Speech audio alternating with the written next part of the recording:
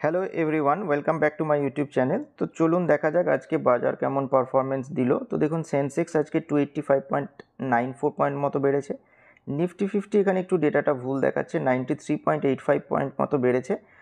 আর mid cap 100 যদি দেখেন তাহলে 378 পয়েন্ট মতো বেড়েছে। আর নিফটি স্মল ক্যাপ 100 দেখুন একটু ডাউন গেছে, 58 পয়েন্ট মতো ডাউন গেছে।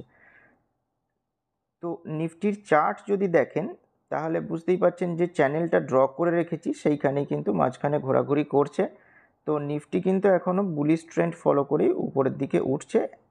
চার্টে অ্যাজ সাচ এখনও কোনো অবধি প্রবলেম নেই।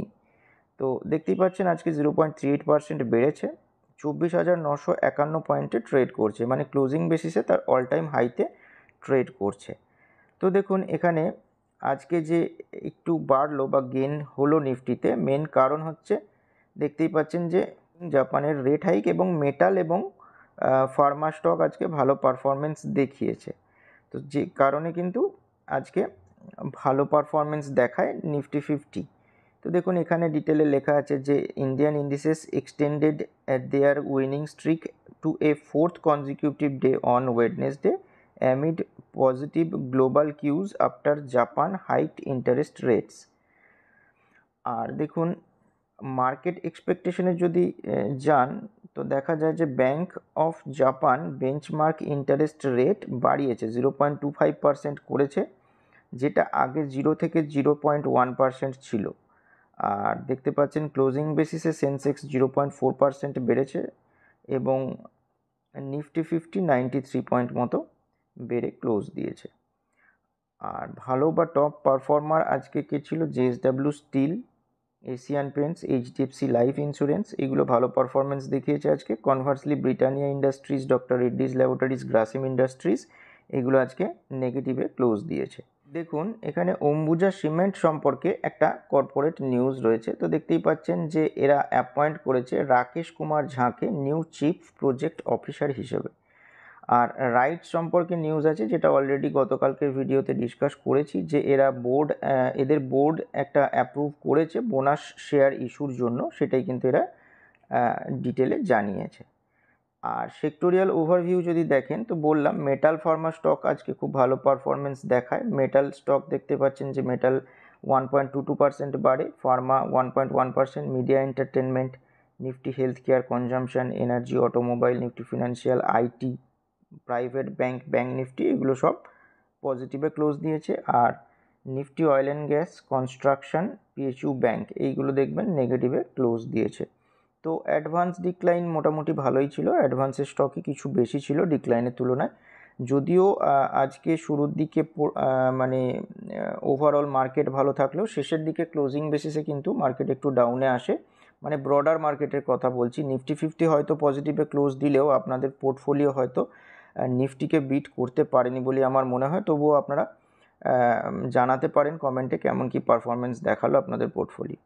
এবার চলুন কয়েকটা স্টক নিয়ে ডিসকাস করা যাক। প্রথম যে স্টক সেটা হচ্ছে টোরেন্ট পাওয়ার। তো দেখুন স্টকটা আজকে 16.56% বেড়েছে, 265 টাকা 15 পয়সা বেড়েছে, 1866 টাকা 45 পয়সাতে ট্রেড করছে।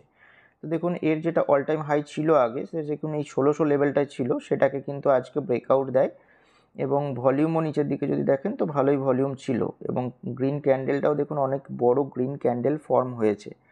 তো এটার পিছনে কারণ রয়েছে যে, তো দেখুন দুটো নিউজ রয়েছে। প্রথমত এদের একটা যেটা হোললি ওন্ড আর্ম,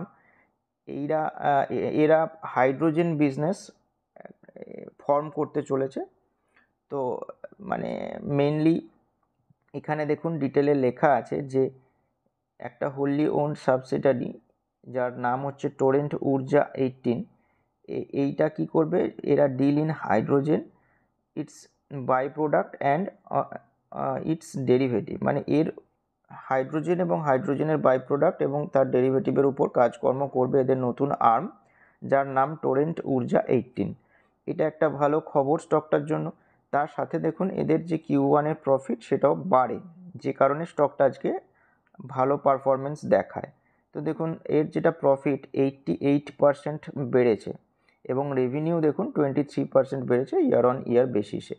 তো স্টকটা আজকে ওই কারণে কিন্তু আরও ভালো পারফরমেন্স দেখায়। তো নজর রাখবেন স্টকটার উপর।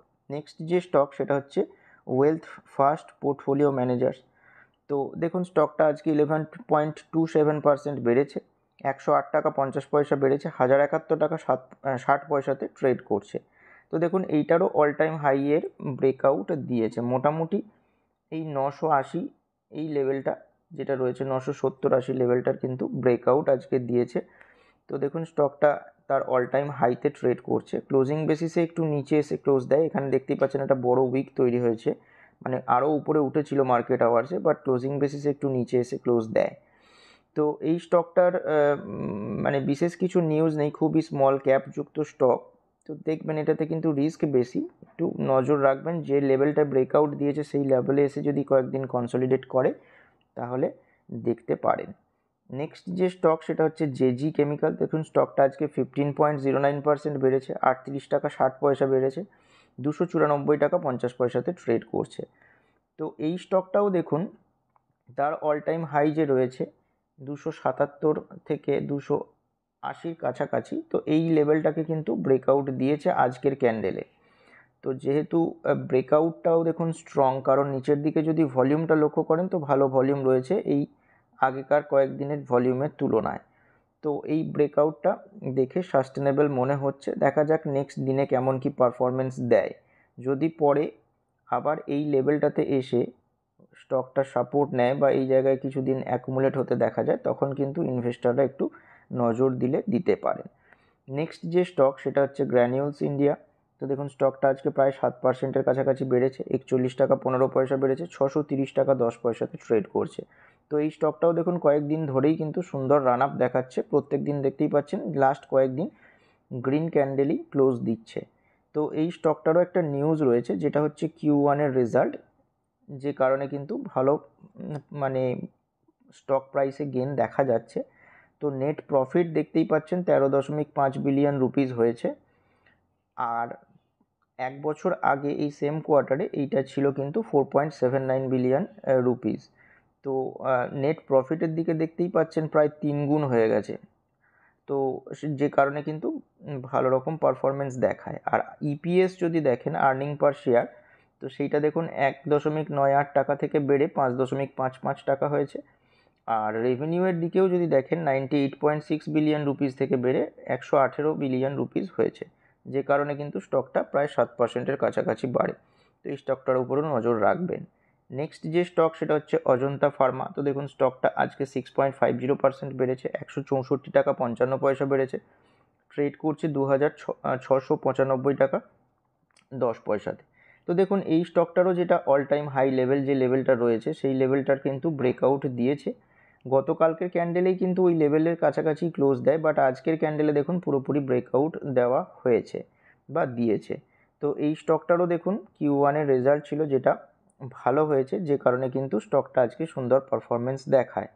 তো দেখতেই পাচ্ছেন প্রায় 6.7% মতো বেড়ে যায় ট্রেডিং আওয়ার্সে, বাট ক্লোজিং বেসিসে 6.5% বাড়ে।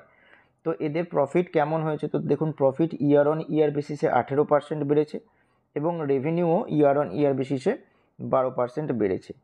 আর 9 জন এর যেটা গড় রেটিং সেটা কিন্তু বাই রয়েছে এবং প্রাইস টার্গেট দেখুন 2400 টাকার প্রাইস টার্গেট দিয়েছে। তো অবশ্যই স্টকগুলো দেখুন Q1-এর ভালো রেজাল্ট দেখায়, যে কারণে কিন্তু ভালো রকম পারফরমেন্স দেখাচ্ছে, স্টক প্রাইস উপরের দিকে মুভ করছে। স্টকগুলো আবার তার ব্রেকআউট লেভেল বা সাপোর্ট লেভেলগুলোতে এলে ইনভেস্টাররা ধীরে ধীরে নজর দিতে পারেন, এটা সম্পূর্ণ আমার মত। তবুও আপনারা যা করবেন আপনার নিজের ফিনান্সিয়াল অ্যাডভাইজারের সাথে কনসাল্ট করে করবেন। আর স্টকগুলো কিন্তু কোনো রকমের রেকমেন্ডেশন নয়, এটা মাথায় রাখবেন। আর যদি ভিডিওটা ভালো লেগে থাকে তাহলে লাইক করতে পারেন এবং এরকমই ইনফরমেটিভ ভিডিও পাওয়ার জন্য চ্যানেলটিকে সাবস্ক্রাইব করতে পারেন।